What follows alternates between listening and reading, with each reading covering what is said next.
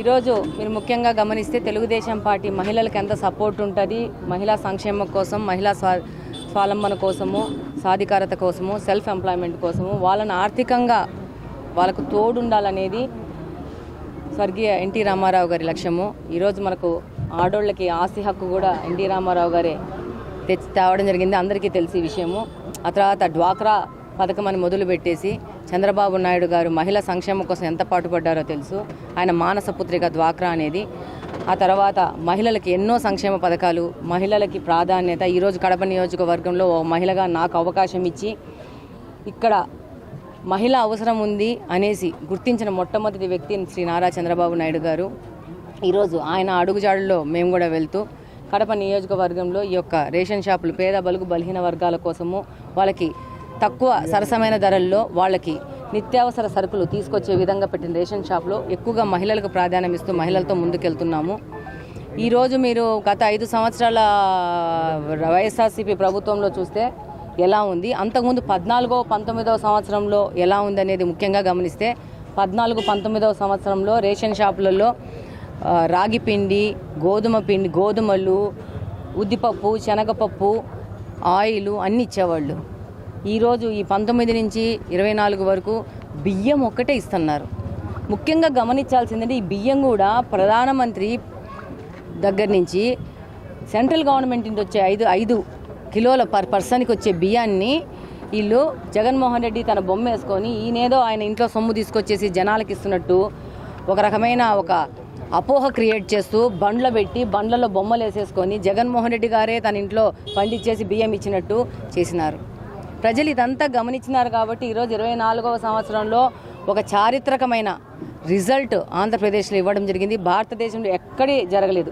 93% strike రేట్తో Telugu Desam party 164 సీట్లలో గెలిచి కూటమి, అందులో తెలుగుదేశం పార్టీ ఇండిపెండెంట్గా 144 పోటీ చేస్తే 135 సీట్లు చారిత్రాత్మకంగా గెలవడం జరిగింది. 57% ఆఫ్ ఓట్లు కూటమి ప్రభుత్వానికి పడడం జరిగింది.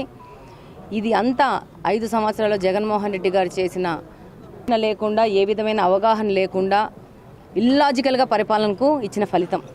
ఈరోజు రేషన్ షాపులు ఓపెన్ చేసి వెళ్తున్నాము. రాబో కొద్ది కాలంలోనే ఇంతకుముందు ఏ విధంగా ఇతర నిత్యావసర సరుకులు ప్రజల దగ్గరికి తీసుకుపోతున్నామో ఆ విధంగా రేషన్ షాపుల ద్వారా తీసుకుపోయే ప్రయత్నం జరుగుతుంది.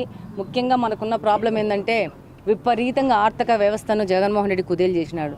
మొన్ననే శనివారం రోజు చంద్రబాబు నాయుడు గారు ఫైనాన్షియల్ మిస్మేనేజ్మెంట్ గురించి ఒక వైట్ పేపర్ రిలీజ్ చేయడం జరిగింది. అందులో మీరు ఒక చిన్న పాయింట్ గమనిస్తే ఒక్క విశాఖపట్నంలోనే 19,400 పై చిలుకు కోట్ల ఆస్తులని కుదవబట్టడం జరిగింది. దాంట్లో రైతు బజార్లు, పోలీస్ క్వార్టర్సు, జెడ్పీ భూములు, సెరికల్చర్ భూములు, వెటనరీ భూములు దాదాపు దగ్గర 19,000 చిల్లర అంటే 20,000 కోట్ల ప్రజాధనాన్ని, ప్రజల ఆస్తుల్ని కుదవపెట్టి ఆ యొక్క డబ్బుతోనూ డైవర్ట్ చేసి గందరగోళం చేశారు. ఇప్పుడు ఈ ఆస్తులన్నీ బ్యాంకుల ఆధీనంలో ఉన్నాయి. దాని మీద దాదాపు లోపల మాట్లాడుకునే మాట ఏంటంటే 40,000 కోట్ల ప్రజల ఆస్తులను, ప్రభుత్వ ఆస్తులను కబ్జా చేసినారు. అందుకే ఆయన వైజాగ్ని నేను క్యాపిటల్ చేస్తానంటూ ఆయన కబ్జా ఆస్తులు ఎక్కువ ఉన్నాయి కాబట్టి పొద్దునూకులు వైజాగ్ క్యాపిటల్ అని చెప్పేసి ప్రభుత్వ ధనంతో రిషికొండ దగ్గర 500 కోట్ల పైచిలకు ప్యాలెస్ కట్టుకొని నేనే కంప్లీట్గా ఆంధ్రప్రదేశ్కి నీ రాజులాగా సెలామని పోతానని చెప్పి రాజరిక వ్యవస్థ పోయి చాలా రోజులైంది. కానీ జగన్మోహన్ రెడ్డి ఒంట్లో రాజరిక వ్యవస్థ పోయిందని ఆయనకు ఆలోచన లేదు. ఇంతకంటే అధ్వాన్నమైన మనిషిని రాష్ట్రం మళ్ళా చూడదు. ఎంతో కొంతమంది ఆయనకు ఓట్లు వేసిన వాళ్ళు కూడా ఈ యొక్క ఫ్యాక్ట్స్ అన్ని బయటకు వస్తుంటే రియలైజ్ అవ్వాల్సిన అవసరం ఉంది. రాష్ట్రాన్ని కుదేలు చేసినారు.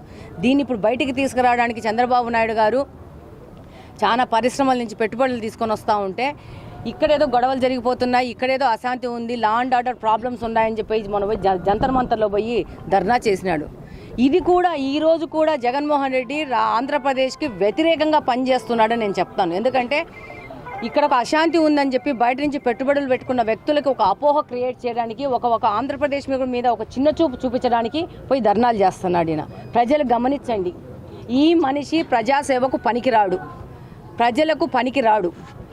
ఈయన ఈరోజు ఓడిపోయి ప్రజలు బుద్ధి చెప్పినా కూడా ఆంధ్రప్రదేశ్ ప్రతిష్టను పాడు లేపే విధంగా ఢిల్లీ దగ్గర పోయి సెంట్రల్ గవర్నమెంట్లో ప్రపంచ దేశాలందరినీ మన వైపు చూసి చిన్న చూపు చూసే విధంగా ధర్నాలు చేసి మన ప్రతిష్టను దిగజారుస్తున్నాడు. మీరందరూ గమనించాలా. డెఫినెట్గా తెలుగుదేశం ప్రభుత్వము పేద ప్రజలకు అనుకువగా వాళ్ళకు భరోసాగా నడుస్తుంది.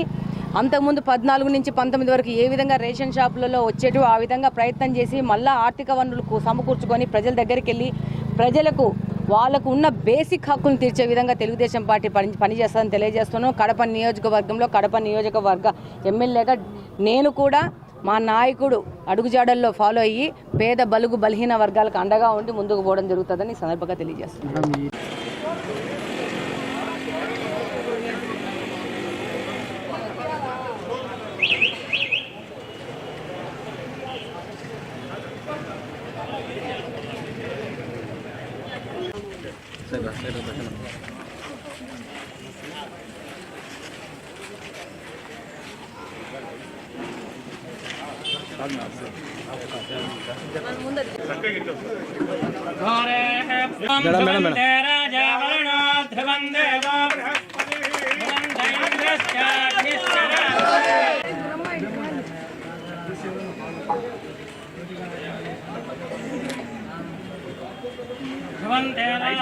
वनस्पत्युद्भवैर्दिव्ये नानागन्धे आघ्रे सर्वदेवानां धूपोऽयं प्रकृत्यतां धूपमाघ्रापयामि साक्षात् मङ्गलदीपं मङ्गल्ये शिवे सर्वार्थसाधिके नेत्र्यम्बिके देवी नारायणि नमोऽस्तुते कर्पूरमङ्गलनीराजनं दर्शयामि नमस्करोमि.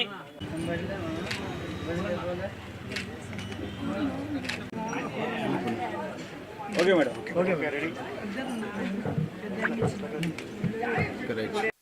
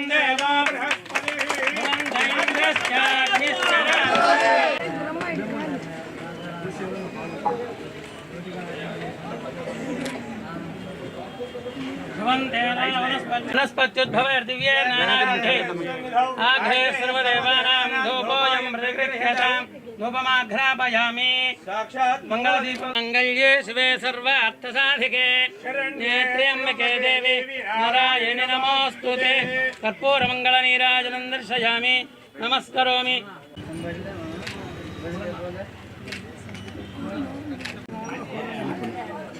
Okay, madam. Okay, ready.